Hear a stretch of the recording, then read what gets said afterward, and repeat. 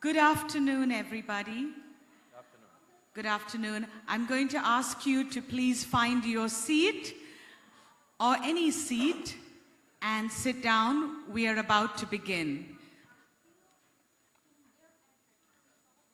Welcome to this afternoon's plenary session, which is entitled Identifying and Embracing Values Shared by the World's Major Religions and Civilizations. There has been a slight change of plan due to a pressing engagement. The Minister of Religious Affairs has to go first, and therefore he will present first, and our keynote speaker, Professor Mary Ann Glendon, will present after him. So if you could all sit down, I will begin. The Honorable Yakut Cholil Kumas is the Republic of Indonesia's Minister of Religious Affairs. He is also former chairman of Gerakan Pemuda Ansor, the world's largest young adults organization, and a primary vehicle for the grassroots mobilization of Nahdlatul Ulama's tens of millions of followers. All Ansor members belong to Barisan Ansor Serabang Guna Nahdlatul Ulama, or Banser, an active militia force. During his tenure as chairman, 2015 to 2020, the Honorable Minister gained renown as a guardian of Indonesia's unique brand of inclusive, multi-religious, and multi-ethnic nationalism. Minister Kumas is also co-founder of Humanitarian Islam and the Center for Shared Civilizational Values, which serves as the R20 Permanent Secretariat. I welcome you, sir.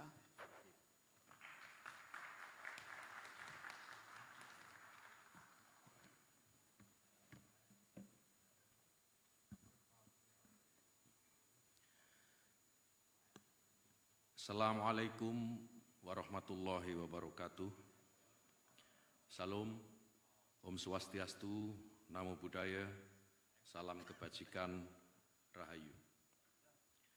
Kenalkan, salam ini salam khas Indonesia yang berasal dari 6 agama besar yang ada di sini.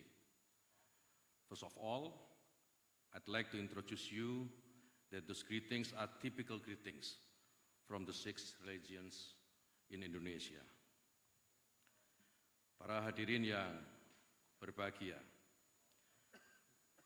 saya ingin membuka pidato saya dengan sebuah metafora yang dikemukakan oleh seorang pemikir sosial, Zygmunt Bauman, pada tahun 1996. Bauman menulis sebuah metafora bahwa globalisasi itu menghasilkan 2 jenis kelompok manusia dengan nasib yang sama sekali berbeda, yaitu turis dan gelandangan.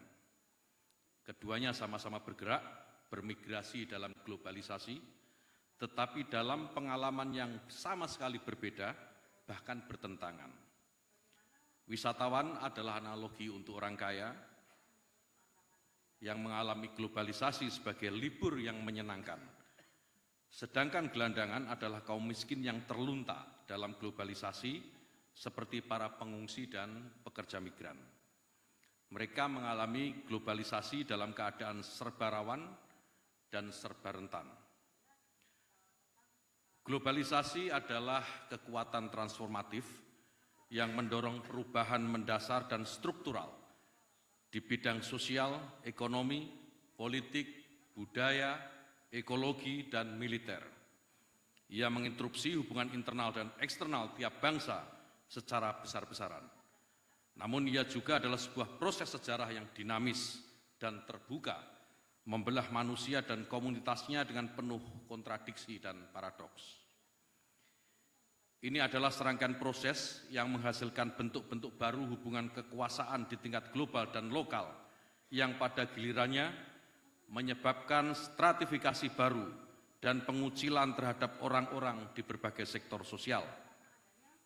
Globalisasi diam-diam telah merekonstruksi pola inklusi dan eksklusi tradisional di antara negara-negara dengan membentuk hierarki baru di semua masyarakat dan wilayah dunia, antara utara dan selatan, dunia pertama dan dunia ketiga, orang kaya dan orang miskin. Semua terjalin secara paradoks dalam persamaan kultural, sekaligus perbedaan jurang ekonomi sosial. Perbedaan ini juga jangan-jangan berlaku bagi kita semua yang hari ini hadir mewakili negara masing-masing. Forum suprastate semacam ini adalah tempat yang baik, namun ia tetap tidak mungkin menghapuskan perbedaan-perbedaan dari warga atau umat kita masing-masing yang suaranya kita wakili di sini. Politik global mengubah fondasi tatanan lokal, tatanan nasional, regional, dan dunia. Salah satunya adalah homogenisasi budaya. Homogenisasi dalam kebudayaan bisa berarti eksterminasi dan kekerasan simbolik. Ia menghapuskan jejak identitas dari suatu masyarakat dan budaya lokal yang sebelumnya eksis, baik itu adatnya, makanannya, sistem politiknya, dan simbol-simbol kebudayaan lainnya. Dengan itu, globalisasi mengundang balik respon dan tantangan yang seringkali juga keras. Politik identitas yang muncul di Amerika Latin dan Afrika misalnya, adalah respon yang bermaksud menyuarakan identitas mereka yang dipinggirkan oleh globalisasi. Pada sisi yang lebih ekstrim, sebagian gerakan fundamentalisme agama juga muncul sedikit banyak sebagai respon dari keruntuhan negara bangsa di kawasan Persia dan homogenisasi yang dilahirkan oleh globalisasi. Proses global yang intensif ini tidak hanya menggeser warga dari peta tradisional geopolitik dunia, tetapi juga menghancurkan sentralitas yang telah diduduki oleh negara. Ia menunjukkan bahwa penyesuaian yang signifikan dengan persyaratan politik yang baru diperlukan untuk menopang hidup negara bangsa agar tetap relevan. Inilah globalisasi dalam kisah yang pertama. Hadirin yang saya hormati, apa yang saya sajikan dalam kisah pertama globalisasi adalah globalisasi yang paradoksal.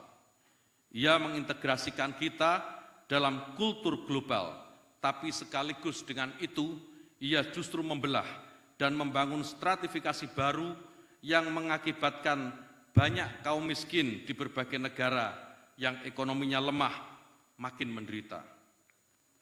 Globalisasi dalam kisah ini boleh diibaratkan selaksa gelombang pasang yang memporak-porandakan identitas dan pendirian-pendirian dasar, bukan hanya bagi negara bangsa, tetapi juga bagi kemanusiaan universal serta religiusitas. Namun untungnya bagi kita cerita tidak sampai di sini. Sejak setidaknya tahun 2020, dunia mengalami globalisasi dalam rupa yang sama sekali berbeda.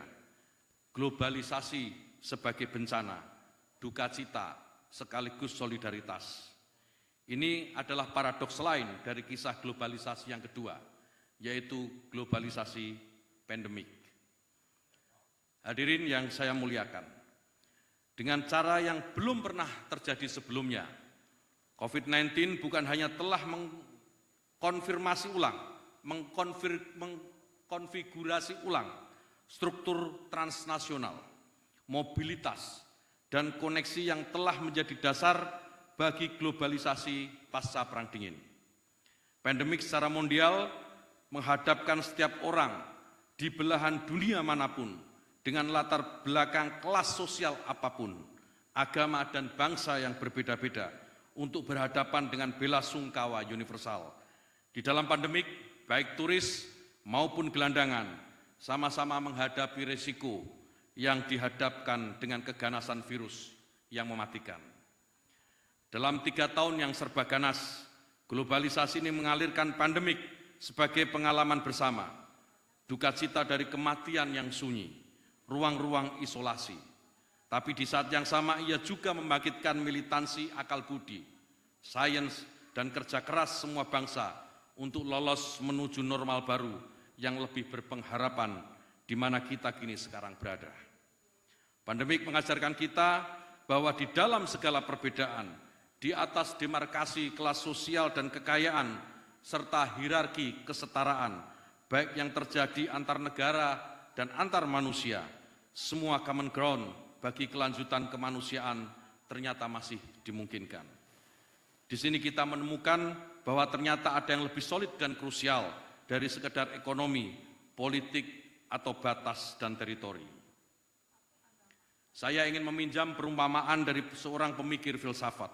Etika zaman pandemik ini dapat dirumuskan dalam satu kalimat pendek yang dipetik dari metafor Kristianitas, noli me tangere, yang artinya jangan pegang aku. Jangan pegang aku apabila kau mengasihi aku. Disinilah jarak dipertahankan, justru dalam rangka memelihara keakraban sosial dan solidaritas. Pandemi memaksa orang untuk mengambil tindakan etis di mana keselamatan diri hanya bisa dipertahankan melalui keselamatan orang lain. Dengan itu, wabah yang mengerikan menghadirkan kegentaran tapi sekaligus menumbuhkan atmosfer etik mondial. Hadirin yang terhormat, globalisasi pandemik mengajarkan kita betapa berharga dan pentingnya sains dan ilmu kedokteran bersama-sama dengan kekuatan solidaritas dan kesukarelaan antar manusia. Sains menuntun kita keluar dari bencana, namun etika, solidaritas, dan kemanusiaan yang memelihara dan memperkuat pikiran dan kesehatan jiwa manusia selama dalam bencana. Dengan kata lain, bagi kita orang yang beriman, pandemik ini menghadirkan kengerian yang mencengangkan. Ia menakutkan, namun ia saat yang sama juga menunjukkan sisi-sisi kemuliaan manusia yang menandakan adanya cakrawala kebaikan yang transenden itu. Di titik inilah kita meyakini bahwa solidaritas manusia akan lebih merekah dan tumbuh apabila ia diatur oleh keserasian antara akal budi dan nilai-nilai yang baik, solidaritas, kebersamaan, dan kemanusiaan yang universal. Indonesia adalah bangsa yang tumbuh oleh tempaan sejarah, melintasi prahara demi prahara, termasuk prahara COVID-19. Mulai dari sejarah kolonialisme, pergerakan politik, otoritarianisme Orde Baru, dan kini demokrasi. Demokrasi telah memberikan Indonesia jalan terbaik bagi rakyat untuk berpartisipasi mempertahankan hak-hak dan kewajiban konstitusionalnya. Namun lebih dari itu, Indonesia juga adalah negara Pancasila, sebagaimana topik yang diberikan kepada saya. Sejarah Pancasila adalah sejarah nilai-nilai dan prinsip keutamaan. Tanggal 1 Juni 1945 di depan sidang Dokuritsu Zunbi Soyakai yang dalam bahasa Indonesia diterjemahkan menjadi Badan untuk Menyelidiki Usaha-usaha Persiapan Kemerdekaan atau disingkat BPUPK, Soekarno membacakan pemandangan umum mengenai bentuk negara Indonesia.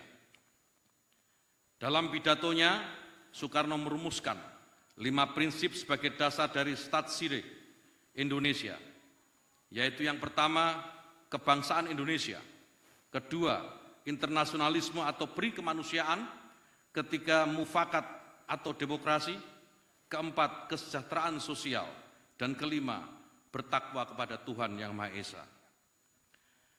Sejak disahkannya pembukaan dan batang tubuh Undang-Undang Dasar 1945, dalam sidang Panitia Persiapan Kemerdekaan Indonesia tanggal 18 Agustus 1945, Pancasila ditetapkan sebagai dasar negara Republik Indonesia. 5 prinsip yang diajukan Soekarno itu sebagai dasar negara diubah dengan urutan sebagai berikut. Yang pertama, ketuhanan Yang Maha Esa. Kedua, kemanusiaan yang adil dan beradab.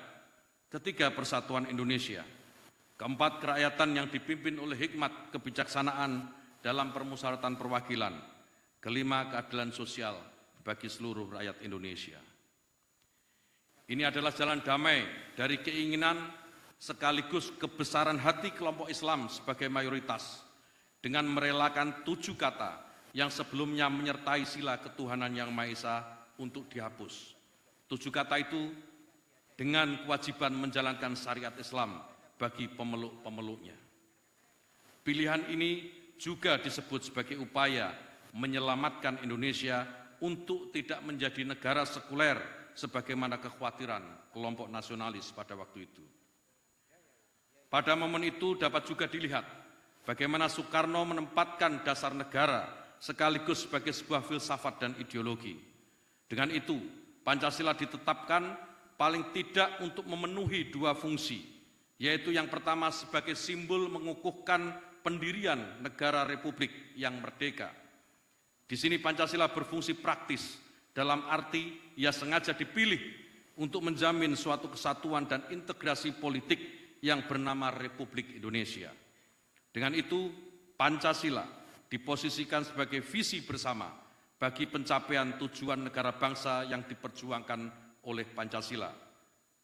Yang kedua, Pancasila juga dikukuhkan sebagai wawasan politik atau dasar negara. Ini nampak dari konstruksi Soekarno yang secara eksplisit mengkomparasikan Pancasila secara setara dengan filsafat dan ideologi-ideologi lain seperti Marxisme, liberalisme, dan Sanminjui. Namun demikian, lepas dari retorika Soekarno, Pancasila bukanlah suatu ideologi politik partikular yang tertutup dan sistematis total sebagaimana Marxisme maupun liberalisme. Soekarno sendiri lebih menekankan fungsi implisit Pancasila sebagai sign of unity untuk Republik yang merdeka. Dalam rumusan lain, Profesor Muhammad Hatta, Wakil Presiden pertama Republik Indonesia, sekaligus proklamator bersama Soekarno, mengatakan bahwa Pancasila mengandung 2 fundamen, yaitu fundamen moral, sila pertama dan kedua, dan fundamen politik, sila ketiga, keempat, dan kelima. Dengan itu, apabila kita tafsirkan dalam kerangka politik kewargaan, negara Pancasila dapat dipahami sebagai negara yang mendorong rakyatnya hidup berdasarkan prinsip-prinsip moral, berketuhanan dan berkemanusiaan, dan prinsip-prinsip politik menjaga persatuan, berdemokrasi, dan menjunjung keadilan sosial. Saya berkeyakinan bahwa prinsip-prinsip Pancasila bersifat by default dalam alam pikiran dan perilaku orang Indonesia. Ia menyediakan sarana retrospektif yang dibutuhkan terutama di saat orang Indonesia secara kolektif menghadapi persoalan-persoalan besar yang dihadirkan oleh sejarah dan zamannya. Dari segi ini saya berpandangan bahwa sejauh ia hidup dalam perilaku kewargaan, maka Pancasila akan lebih tumbuh justru melalui mekanisme implisitnya, bukan melalui mekanisme eksplisit yang serba verbal. Pengalaman Indonesia di bawah Orde Baru menunjukkan bahwa eksploitasi Pancasila yang berlebih-lebihan hanya membuat ia jauh dari hati sanubari rakyat. Sebaliknya, dorongan yang lebih nyata kepada solidaritas, kemanusiaan, rasa persatuan justru mendorong Pancasila merekah dalam tindakan. Pengalaman pandemi di Indonesia membuktikan ini secara gamblang. Tanpa partisipasi sukarela rakyat, tanpa solidaritas dan rasa persatuan, tanpa kemanusiaan dan kehendak untuk adil, rasanya sulit Indonesia bisa mengatasi krisis demi krisis serta globalisasi pandemi dengan baik. Hadirin yang saya hormati, akhirnya sebagai penutup, dengan menguraikan Pancasila dalam 2 kisah globalisasi itu, saya hanya ingin menekankan bahwa hal-hal material memang bisa menopang kemajuan, namun harapan-harapan terbaik umat manusia pada akhirnya hanya bisa dijamin dalam prinsip-prinsip bersama yang kokoh serta universal. Last but not least, I'd like to quote a statement from our first President, Soekarno, that we unite because we are strong, and we are stronger when we unite. This has the same spirit as an African proverb. If we want to walk fast, we walk alone. If we want to walk far, let's walk together.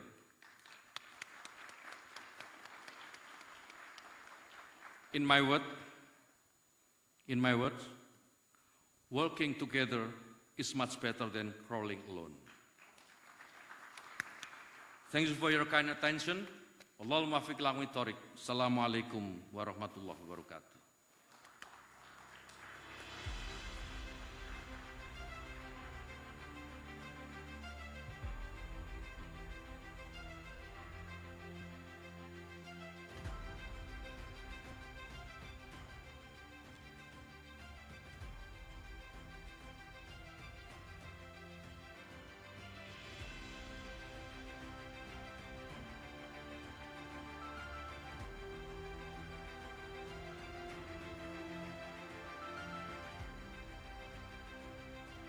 Thank you very much, Minister for Religious Affairs, for taking the time out of your busy schedule to address us. Ladies and gentlemen, it is my great privilege and honor to introduce today's keynote speaker for this session.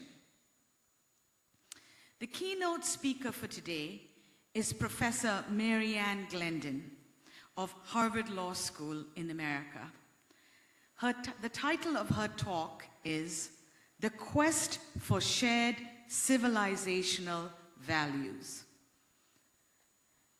Professor Glendon's bio is very long, and with great difficulty, we have shortened it, and I will read a few lines. Mary Ann Glendon is Learned Hand Professor of Law, Emerita at Harvard University, and a former U.S. Ambassador to the Holy See. She writes in the fields of human rights, comparative law, and political theory. Glendon chaired the U.S. State Department Commission on Unalienable Rights between 2019 and 2020, and served as a member of the Commission on International Religious Freedom between 2012 and 2016. And she is also the U.S. President's. She is also on the U.S. President's. Was also on the U.S. President's Council on Bioethics between 2001 and 2004. She received the National Humanities Medal in 2006. In 1991, she was elected to the American Academy of Arts and Sciences. She was president of the Pontifical Academy of Social Sciences from 2003 to 2013, and a member of the Board of Supervisors of the Institute of Religious Works, also known as the Vatican Bank, from 2013 to 2018. And she has also represented the Holy See at various conferences, including the 1995 UN Women's Conference in Beijing, where she headed the Vatican delegation. Please let us put our hands together and welcome Professor Mary Ann Glendon.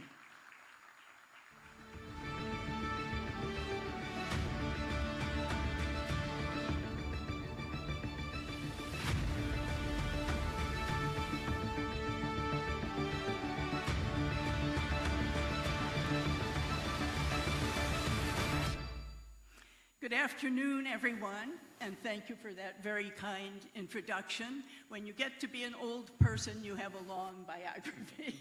Sorry. I have to begin by expressing great appreciation to the co-sponsors of this conference, Kai Haji Yahya Cholil Shakuf and Sheikh Mohammed Al Isa, a conference that is first of its kind, and I believe that it's not too soon to say that this is a landmark for the G20 to recognize the role of religion in geopolitical discourse. In fact, someday we might look back on this as a historic event, a kind of turning point that will always be associated with Indonesia and the philosophy of Pancasila. Not surprisingly, like any new idea, the idea of an R20 summit has caused a certain amount of puzzlement in some quarters. And so we hear questions like these. What's religion got to do with the aims of the G20 for global economic stability and sustainable growth? Or how can religion foster stability when it's so often been a divisive element? Or how can we even talk about shared values when there is so much cultural and religious diversity in the world? And all of those kinds of questions will be very much in the background of our panel's discussion today. Difficult topics are ahead of us. How to deal with historical grievances, how can universal principles be reconciled with cultural diversity, and how can one assure that religion will be a source of social harmony rather than a source of problems in years to come? Now, since I've been asked to offer a few thoughts about the challenge of identifying shared values, I'd like to propose examining that topic from three angles: looking around, looking back, and looking forward. And by looking around, I simply mean trying to take stock of the obstacles that confront any effort to identify and affirm shared values. By looking back, I mean asking if there's anything that we might learn from a similar effort that was undertaken 75 years ago in the early days of the United Nations. And by looking ahead, I mean asking ourselves what religious leaders and scholars can do to help assure that religion will help promote human flourishing rather than division and conflict. So when we look around, we don't have to look far to see that one of the greatest challenges ahead is the belief of many people, including many very influential people, that religion is outdated, obsolete, irrelevant, and even an obstacle to peace and social stability. What can we say to people who hold those beliefs? Of course, what we can say depends very much on what our interlocutor is able or willing to hear, but I would like to suggest that one way to get the attention of at least some international policymakers might be to point out to them that every single one of the goals of the G20, every one of its aspirations, is currently threatened by a grave environmental crisis. And no, I do not mean the well-known threats to our natural habitat. I'm speaking of another crisis that is less well recognized and entirely man-made. I'm speaking of a crisis in our social environments. And the signs of that crisis are all around us. They're in the fraying of the intricate webs of customs and understandings on which the success of every program, every policy ultimately depends. They're in the deterioration of the small structures of civil society where those customs and understandings are formed. And those small structures, families, schools, religious groups, other kinds of groups, those structures are the seedbeds, the nurseries of the qualities of character and competence that every healthy society requires in its citizens and statespersons. And it's at that very basic level that the world's great culture-forming religions have a vital role to play. Of particular relevance to the goals of the G20 is the fact that globalization, along with its many benefits, including bringing people closer together, globalization also has powerful effects on those little social environments. In fact, globalization has the potential to uproot cultures at a pace never seen before.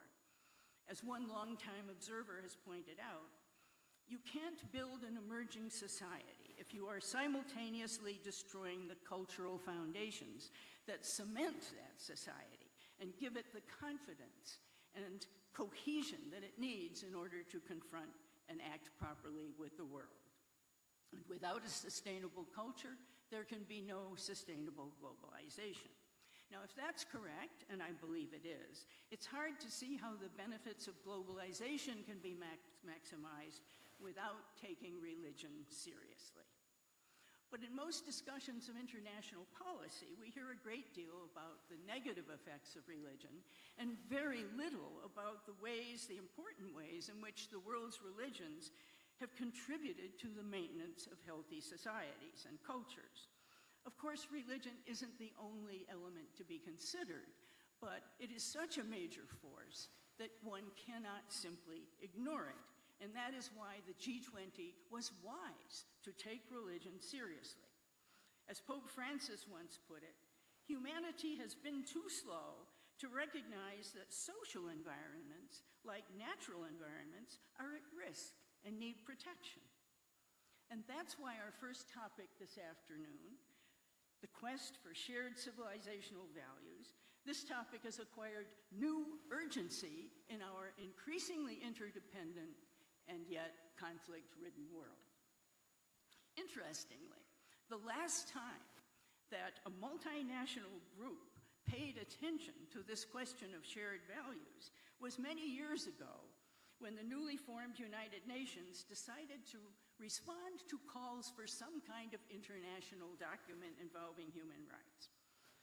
And so as we approach the question of shared values today, it might be interesting to take just a brief look at what we might learn from that previous experience. Back then, the idea, this is right after World War II, the idea of shared values was considered ridiculous by the self-styled realists of the day and by many prominent anthropologists who were more interested in the differences among people than in what makes us all part of a human family. But fortunately for posterity, the UN decided to go ahead anyway, and the result was a historic political achievement. It was the approval of the Universal Declaration of Human Rights in 1948 without a single dissenting vote. And the UN in those days was already impressively multicultural, although, of course, imperfectly so, largely by not yet including the many countries that were still under colonial rule and in the global south. At the time, though, the commission that was assigned to draft the Universal Declaration of Human Rights was also impressively multicultural. And I'd just like to honor a few of the names of the leading members. China's Peng Chunxiang was not only a gifted diplomat, but a respected educator and philosopher. India's Hansa Mehta was a pioneering feminist and social activist, and she was the one who pressed for equality between men and women in the Universal Declaration. Chile's Hernan Santa Cruz was a great advocate for the social and economic rights. Lebanon's Charles Malik at the time was the chief spokesman for the Arab League in the early UN, all through the Palestinian crisis. French jurist René Cassin put the stylistic touches on the document, and American Eleanor Roosevelt was the chairperson. Now, the Declaration itself was not a legally binding document, but what made it a historic achievement was that it was an official consensus that some things are so terrible that no one, or virtually no one, will openly approve them or admit they approve them. And some things are so good that virtually no one will openly oppose them or admit they oppose them. But today, that consensus is faltering. Memories of the terrible wars of the early part of the 20th century are fading, and the ethnic strife and conflicts that have followed, regional and ethnic strife and conflicts, have impaired the sense of a single human family. Some powerful countries are contesting the very idea of universal rights in the name of economics, national security, or economic necessity. Some Western groups are using the language of human rights to promote ideas that are not widely accepted in other parts of the world, and often not even in their own countries. The time seems right, therefore, for a new and even more broad-based effort to identify and affirm shared civilizational values. And as this R20 takes up that challenge, it might be helpful to recall two conclusions that were reached by the framers of the UDHR. One was that the number of principles that people of vastly different cultures will recognize as universal is relatively modest. Not everything can be a universal human right. And second, that universality of principles does not mean uniformity in their application. I think that is a point where it's a place where the world religions have something to teach international policymakers, especially the kind of policymakers that prefer top-down solutions to problems. The world's religions have always understood, better than international policymakers, that a common set of principles can be brought to life, and indeed can only be brought to life, in different societies in a legitimate variety of ways, so long as no core principle is completely ignored. But here's the problem. It's one thing to identify shared principles, and quite another to bring those principles to life in concrete situations. And that's the real challenge. Which brings us to looking forward, to the possible role of religions in promoting an international order grounded in shared civilizational values. There's no doubt that religious leaders will be essential to maximizing the beneficial effects of religion and countering its negative effects. But it must be admitted, and that's why we're all here at this particular session, it must be admitted that there are formidable obstacles to that effort. And one of them involves some business that a UN study group had to leave unfinished 75 years ago when this group of philosophers was asked by UNESCO to look into whether there really were any values that could be said to be universal. And they solicited the views of religious leaders and political figures around the world, and they reported, yes, there are some practical ideas about decent human conduct that are indeed widely shared. But then they added an important warning. They said, those practical ideas rest on principles that are somewhat different from place to place, different ideas about human nature and about nature itself. As one of the members of that UNESCO commission, the French philosopher Jacques Maritain said, yes, we agree on the rights so long as no one asks us why. So there is the challenge. So if the quest for shared values is to advance beyond where it was left back then, it will have to go beyond superficial agreement. It will require each tradition to look deeply into its own foundations. And like any other process of excavation, when you dig things up, sometimes there are uncomfortable discoveries. But that exercise can also lead to a fresh appreciation of deep truths that have long been obscured. Plato in the Republic gives us a wonderful analogy of a statue of the sea god Glaucus that was in the ocean for many years, and when they dredged it up, it was all crusted with shells and covered with seaweed, and it was only when all that debris was cleared away that you could see, as Plato tells us, the true and lasting features of the god. Now, something like that was experienced by the United States Commission on Unalienable Rights when we were asked in 2019 to see if the universal principles in the Universal Declaration could be grounded in our American political tradition. Our commission concluded that, yes, that was possible, but along the way, we had to confront some very uncomfortable, troubling aspects of our own country's history. And similarly, in the Roman Catholic religion, as Pakyaya pointed out in his speech, in the Roman Catholic religion, the Second Vatican Council had to confront historic injustices committed in the name of Christianity. Now, as if all those challenges weren't enough, here's another one for religious leaders and scholars.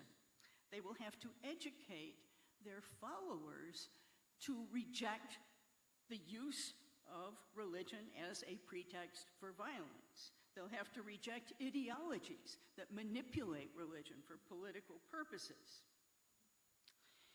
And much will depend on whether secularist leaders can free their followers from prejudice against religion and get them to accept that religious voices have a place in public deliberations. So all in all, I think we must admit that anyone who looks at our program for this R20 meeting would probably say it looks very ambitious.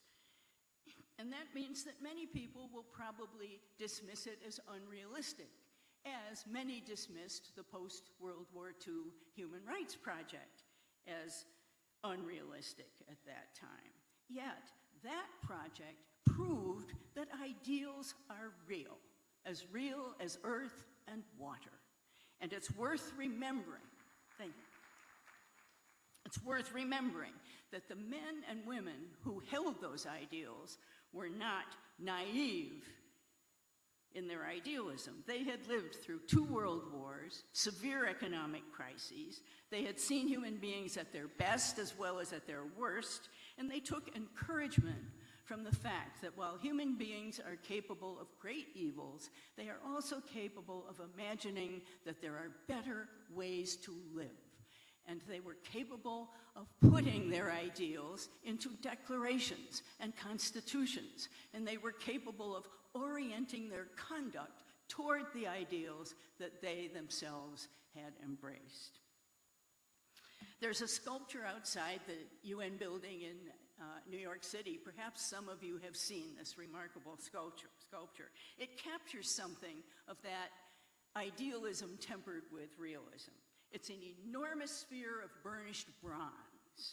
It's beautiful. It suggests a globe, and oh, there it is. There it is. If you look back there, you'll see it. It's an enormous sphere of burnished bronze. It suggests a globe, but it's cracked, and it's those imperfections cause the passerby to stop and wonder, is it cracked because it's defective? Is it cracked because of some terrible disaster? Or maybe it's cracked like an egg because something else has to emerge? And perhaps all of those things. But when you look into the cracks, you see that another brightly shining sphere is coming along, but that one is cracked too. Yet, there's a tremendous sense of potency, of dynamism, and of emergent possibilities. So I will close with this thought. Years from now, people not yet born will form opinions about our stewardship of the legacy that was handed down to us by men and women who were striving to bring standards of right out of the ashes of terrible wrongs. And someday, people who come after us will pass judgment on whether we enhanced or sustained that fragile inheritance. So let's take heart from the knowledge that this R20 shows that there are still many women and men in the world who are determined to make ideals real again. Thank you.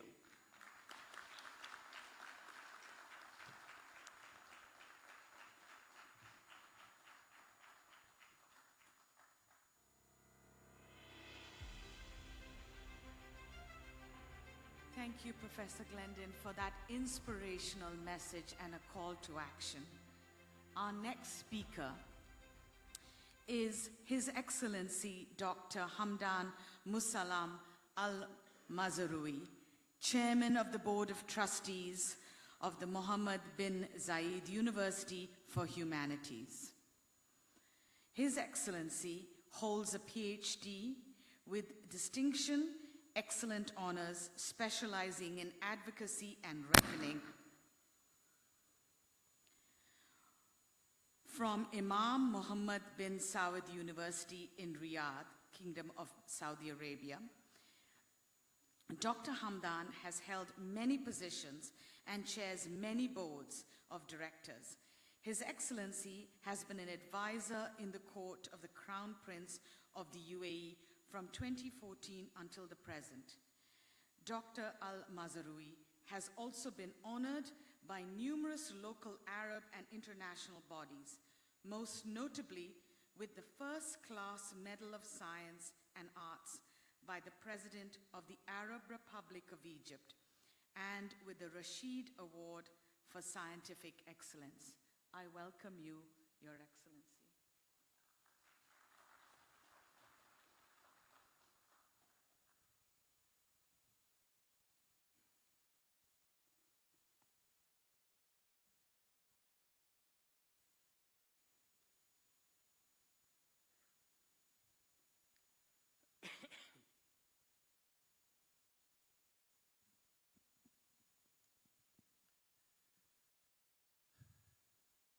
بسم الله الرحمن الرحيم.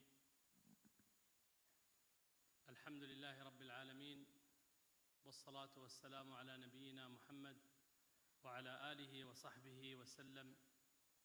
أما بعد، أصحاب المعالي والسعادة والفضيلة، ضيوف قمة مجموعة تواصل الأديان المشاركة لمجموعة ال20، الحضور الكريم، السلام عليكم ورحمة الله وبركاته.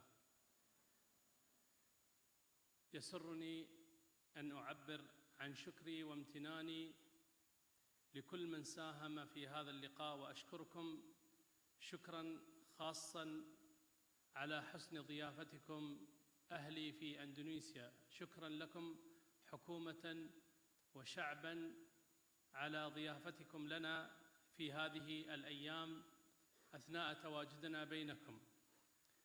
كم أنا سعيد بهذا اللقاء، سعيد سعادة بالغة بأن أشارك في هذا المنتدى السنوي لقمة مجموعة تواصل الأديان المشاركة لمجموعة ال20 في موضوع بناء الجسور بين الشرق والغرب، ذلك من أجل ترسيخ القواعد الرصينة لنظام عالمي مؤسس على القيم الأخلاقية والروحية المشتركة، وبناء الصداقات المتينة بين جميع الأوطان والحضارات والأديان. هذه القمة الدينية ستكون بإذن الله منارة عالمية وفرصة سانحة يمكن من خلالها للقادة الدينيين في جميع أنحاء العالم أن يعبروا عن تطلعاتهم العملية لإسماع صوت العقل والأخلاق والتسامح والتعايش والأمن والسلام إلى أتباعهم وإلى كل من يثق في رأيهم. أيها السادة الحضور، النصوص المقدسة تصرح بأن مبدأ الخلق جميعاً واحد، ففي القرآن الكريم يقول الله تعالى تأكيداً على هذا المبدأ: هو الذي خلقكم من نفس واحدة. كما جاء في القرآن الكريم في أكثر من آية يخاطب الله تعالى فيها البشر فيناديهم بقوله تعالى: يا بني آدم. والحقائق الكونية تؤكد تأكيداً جازماً للبشر على وحدة الأصل ومكان العيش في هذه الأرض، كما أن العناصر التي تتكون منها الأرض لها خصائص وسمات مختلفة، كذلك جاء اختلاف البشر في الطباع والألوان والثقافة والديانة لحكمة أرادها الله سبحانه وتعالى. أيها السادة، الناس اليوم يختلفون عن بعضهم البعض في أشياء كثيرة، وهذا الاختلاف لا يجب أن يكون سبباً للخلاف، فهناك اختلاف بين البشر وهذا أمر فطري لا يمكن لنا أن نغيره ولا أن نبدله، ولكن هناك اختلاف وهناك خلاف. فالاختلاف أمر فطري، ولكن الخلاف هو من صنع البشر. فهو موجود عند بعض البشر، وهذا الخلاف هو الذي يجب أن يصحح وأن يبدل من الخلاف إلى التوافق وإلى التعايش. فالله جلت قدرته قد فطر البشر على الاختلاف في المذاهب والآراء والعقائد، وهذا خلق الله تعالى، لا يمكن لأحد أن يغير ذلك، ولا سبيل لنا إلى جمع الكلمة إلا أن نغير من الخلاف إلى التوافق والتعايش والحوار الإيجابي والبحث عن المشتركات والتعايش معها، بل وتفعيلها والدعوة إليها، لا سيما في هذه الأيام التي نعيش نحن فيها على أرض هي أشبه ما تكون بالقرية الصغيرة، وهذه القرية الصغيرة يوما بعد يوم تصبح أصغر، وكذلك وسائل النقل أصبحت أسرع وأيسر وأسهل بين بني البشر. إخواني وأخواتي، سمعنا الكثير من المبادرات وحضرنا الكثير من المؤتمرات، ولكن دعوني أن أنتقل بكم من الحديث النظري إلى الواقع العملي، ودعوني أن أتشرف بأن أعرض على حضراتكم نموذجاً عملياً وليس نظرياً من دولة الإمارات العربية المتحدة التي أتشرف بالانتساب إليها والتي أتيت إليكم منها. هذه الدولة تبعث من أرضها إلى العالم جميعاً برسالة التسامح والتعايش، وتعمل بجد وعزم لترسيخ هذه الثقافة باعتبارها قيمة إنسانية رفيعة، بل إن دولة الإمارات جعلت هذا الأمر روحاً لدستورها وقوانينها، وعلامة على حضارتها وأخلاقها وقيمها وعاداتها النبيلة. التسامح في دولة الإمارات العربية المتحدة يمثل قيمة أصيلة وعادات نبيلة، فهذه القيم الفاضلة هي التي نشأت مع نشأة دولة الإمارات العربية المتحدة التي أسسها الوالد المؤسس الشيخ زايد بن سلطان آل نهيان طيب الله ثراه، وسار على هذا الدرب صاحب السمو سيدي صاحب السمو الشيخ محمد بن زايد آل نهيان رئيس الدولة حفظه الله، فهو رجل عظيم ترسخت فيه صفات التسامح والتعايش، وما يزال يجود بقلبه الإنساني وفكره العقلاني بالمبادرات الإنسانية والتشجيع على الحوارات الحضارية التي تعيد رونق احترام الأديان والمعتقدات إلى مكانها الصحيح، حتى غدت دولة الإمارات العربية المتحدة قبلة للتسامح وعنوانا للسلام وصرحا للقيم والأخلاق، ومحطة لتلاقي العقلاء والحكماء وعلماء الفلاسفة ورجال الدين. فلا عجب أن تحتضن دولة الإمارات العربية المتحدة في هذه الأيام على أرضها أكثر من 200 جنسية يعيشون بكل حب وود وتعايش وسلام وأمان. ولقد أطلقت دولة الإمارات العربية المتحدة الكثير من المبادرات التي تعني من شأن التسامح وتجعله قيمة راسخة، وكان من أهمها وثيقة الأخوة الإنسانية التي كانت من أجل السلام العالمي والعيش المشترك، والتي تم توقيعها في العاصمة الإماراتية أبو ظبي برعاية كريمة من سيدي صاحب السمو الشيخ محمد بن زايد آل نهيان رئيس الدولة حفظه الله، وبحضور شيخ الأزهر الدكتور أحمد الطيب وبابا الفاتيكان رئيس الكنيسة الكاثوليكية البابا فرانسيس في فبراير في عام 2019 ميلادياً.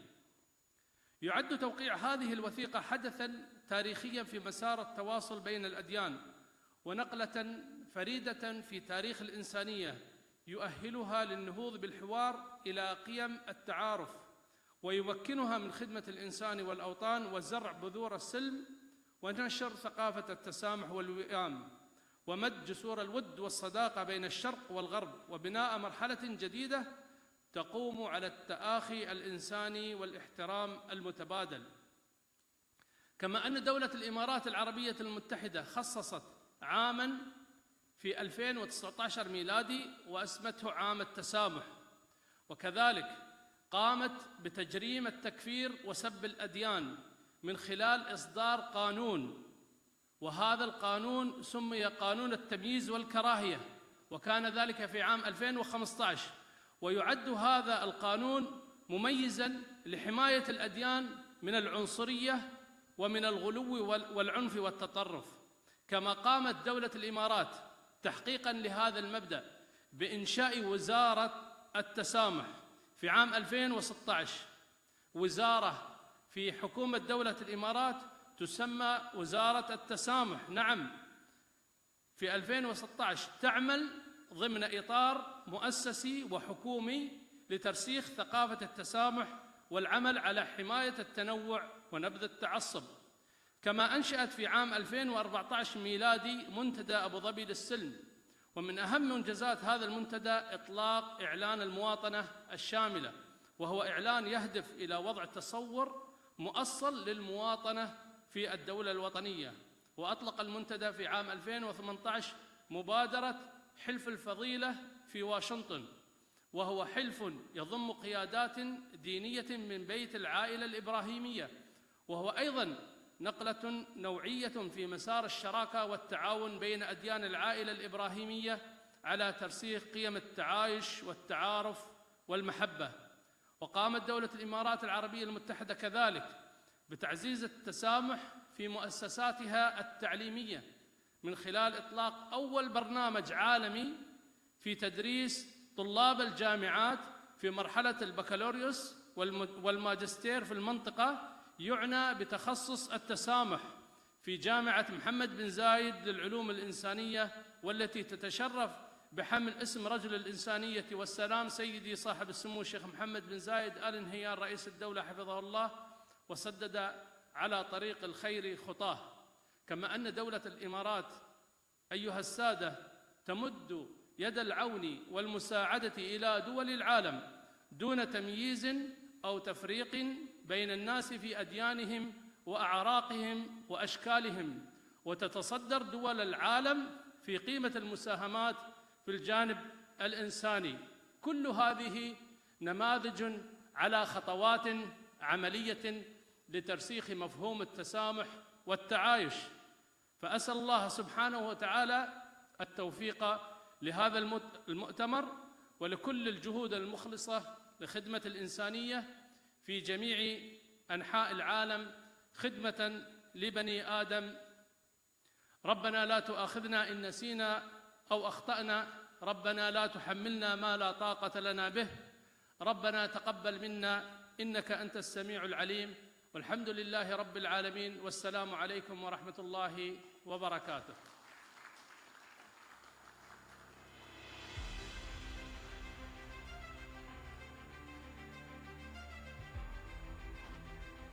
Thank you, Your Excellency, for that wonderful talk. The next speaker on this panel is His Excellency Andres Pastrana. His Excellency Andres Pastrana is the president of the Centrist Democrat International. He was also the former president of the Republic of Colombia. His talk today is entitled Western Humanism, Christian Democracy and Humanitarian Islam, an Alliance for the 21st Century. His Excellency Andres Pastrana was President of the Republic of Colombia from 1998 until 2002. During his presidency, Mr. Pastrana made important steps in negotiations with FARC and ELN, terrorist groups. His administration also proposed and oversaw the implementation of the Plan Colombia and package and an anti-narcoticized strategy. But he was a man of many accomplishments and achievements before becoming president. Mr. Pastrana graduated as a lawyer from the University of Rosario in Bogota. He was a fellow at the Harvard University Center for International Affairs. He was twice awarded with the King of Spain's Award for Journalism. Currently, His Excellency, Mr. Pastrana, is president, as I said, of the Centrist Democratic International, which is the world's largest network of political parties. Welcome, Your Excellency.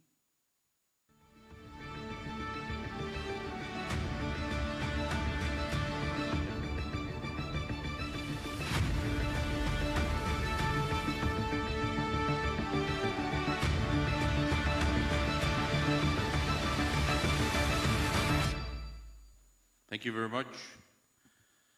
Excellencies, authorities, distinguished ladies and gentlemen, dear friends.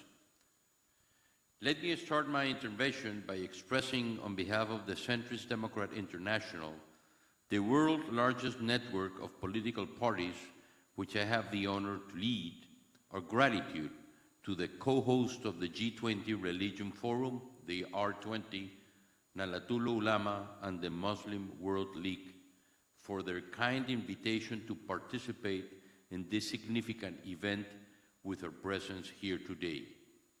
We want to acknowledge the importance of the R20 Forum to promote the world's political and economic structure which share moral principles and spiritual values. Our gratitude also goes to President Joko Widodo, President of the world's largest Muslim majority democracy, for his undoubted support to recognize the R20 as an official G20 main event, thus providing a global platform through which diverse religious leaders and cultural figures from across the world may discuss their concerns and exchange ideas with politicians to find solutions to global problems traditionally considered to the concern of political elites.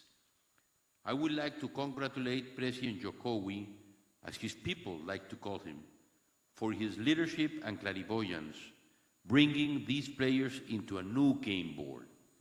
It is indeed essential to the well-being of humanity that moral and ethical values weigh equally with economic and political considerations in shaping public policy. Today, as President Jokowi is making history again, like President Sukarno did in 1955 with the Bandung Conference, one of the most significant geopolitical events of the 20th century, with the R20, President Jokowi is offering an historic opportunity to revive the spirit of that conference and update its agenda to confront humanity's current challenges. And today, under his leadership, Indonesia is also making history again by hosting the R20 like it did before with the Bandung Conference. Indonesia, a country founded upon the Pancasila philosophy and home to the humanitarian Islam movement, which embodies the collective wisdom of the country's multi-religious, pluralistic, and multi-ethnic civilization, and the noble values of Islam, including Rahmah, the universal love and compassion, inspires a strong sense of unity and social harmony under the national motto, oneness amid diversity, an extraordinary example for the world. And talking about history, please allow me to share a little piece of it with you. The CDI origins date back to 1925, when political parties from Belgium, Germany, Italy, France, the Netherlands, Luxembourg, Austria, Switzerland, Czechoslovakia, Hungary, Spain, Portugal, and Lithuania gathered for the first time to establish the International Secretariat of Democratic Parties of Christian Inspiration, SIPDIC-SIC for its acronym in French. All of them were behind the intellectual, philosophical, and spiritual origins of the post-war World Second International Order, and closely associated with the tradition of Western humanism and Christian democracy. All of them share fundamental principles inspired by humanism, the dignity of people, personal freedoms, and human rights as later defined in the Universal Declaration of Human Rights of 1948. And all of them serve one common objective: the constant search for peace between human beings. The International Secretariat evolved to the Christian Democrat International, and later on to the current Centrist Democrat International, due to an increasing membership of non-Christian parties which share the same principles and values regardless of their religion's affiliation. Today, the CDI big family, with more than 100 political parties, which represent Christians, Muslims, Buddhists, Hindus, etc., from all different regions in the world, with one fundamental aim: promoting a rule-based international order founded upon universal ethics and humanitarian values to confront today's challenges. And it is precisely here where we intervene with the ultimate goal of the R20, as stated by our good friend Pakyaya, founding chairman of the G20 Religion Forum and general chairman of Nahdlatul Ulama. We hope to facilitate the merge of global movement in which people of goodwill of every faith and nation will help bring the world's geopolitical and economic power structure into alignment with the highest moral and spiritual values for the sake of all humanity. The characteristic nature of the R20 as an unprecedented summit of high-level religious and political leaders will help address the current global challenges with a broader perspective, ensuring that religion can be a genuine and dynamic source of solutions rather than problems in the 21st century. And that comes at the time when we're still trying to deal with the terrible effects of the worst pandemic of our societies have known in modern times. For that reason, Indonesia G20 presidency chose the theme "Recover Together, Recover Stronger" in an effort to boost our collective ability to create inclusive and sustainable foundation for growth based on 3 pillars: global health architecture, sustainable energy transition, and digital transition. If you allow me, I would like to add the following: recover better. The quality of our recovery is instrumental to the success of such recovery, and this is the importance of the R20. The R20 can help promote rule-based international order founded upon universal ethics and humanitarian values at a time when see war in the European soil again, with a real possibility to further escalate into a multinational nuclear conflict which will trigger World War III. At a time when autocrats thrive all over the world, fostering the emergence of authoritarian civilizationist states that do not accept the rule-based post-World War II order, which has long served as the framework for international relations, including the greatest expansion of economic well-being in the history of humanity. At a time when narco-states expand their geographic scope and colonize new countries, especially including those under the umbrella of the Foro de Sao Paulo and the Grupo de Puebla in Latin America. At a time when people starve due to food shortages provoked by the wars and droughts, when families cannot pay energy prices, when natural disasters increase their frequency and destructive capacity. As these difficult times, we, political and religious leaders, must humbly admit our responsibility to this and further generations and realize that our actions today will shape the future of our children and grandchildren for good or for bad. In the CDI, we have been tirelessly working towards this goal. As the world's West-centered economic principle shifts towards Eurasia, and geopolitical competition threatens to undermine peace and security throughout this vast landmass, widespread acknowledgement of and adherence to universal ethics and humanitarian values may help ensure that that transition can be navigated more peacefully. CDI and its extensive global network of allies are in a unique position to facilitate this process, for they embrace a common set of human and universal values, rooted in their respective religious and cultural traditions.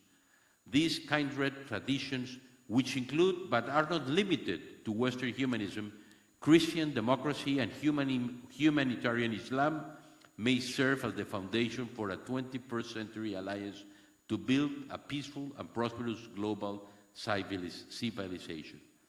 For all the above, the Centrist Democrat International invite peoples of goodwill of every faith and nation, as well as political parties and governments worldwide, to join us and the R20 Forum in this alliance to block the weaponization of religion, safeguard human dignity, and foster the emergence of a truly just and harmonious world order, founded upon the equal rights and dignity of every human being. Today, humanity is facing unprecedented threats, such as attacks on life, abortion, euthanasia, attacks on the family, gender ideology, and attacks on morality, relativism, and materialism. Only a joint effort among monotheist religion, ecumenism, such as the proposed by Pope St. John Paul II, will be able to overcome these threats.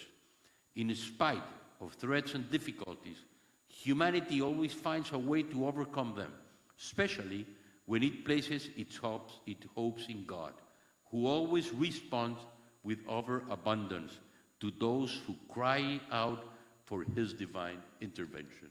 Thank you very much.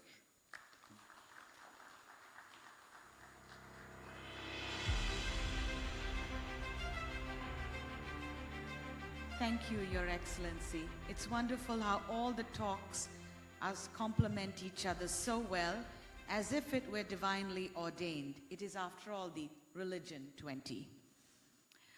The next speaker is M. Arshad Rashad, PM, who is the chairman of the Indonesian Chamber of Commerce and Industry, or KADIN. And the title of his talk is Infusing Religious Values into the Realm of Business and Economics.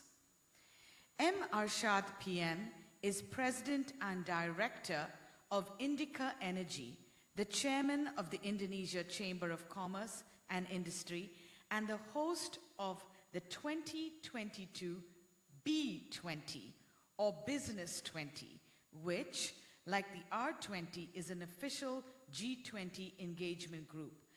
Under his guidance, Indica Energy underwent an astonishing turnaround from losing millions of dollars to an increase in the company's assets by about 7 times within 6 years.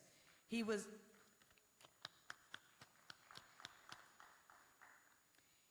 elected as the chair of the Indonesian Chamber of Commerce and Industry for the 2021 until 2026 period.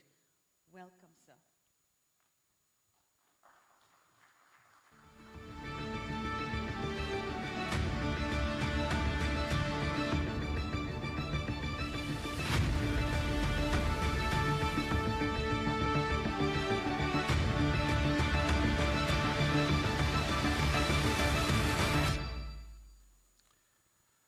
Bismillahirrahmanirrahim. Very good afternoon